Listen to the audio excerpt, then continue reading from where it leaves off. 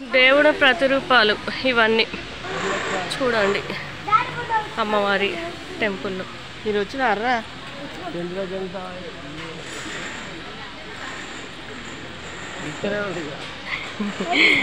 టెంపుల్లో మొత్తం ఒక్కొక్క రూపంలో అమ్మవారు చూడండి.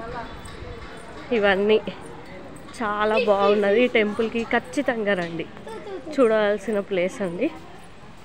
చూడండి శివలింగం ఫేమస్ అండి టెంపుల్. చూడండి శివలింగం. సాయి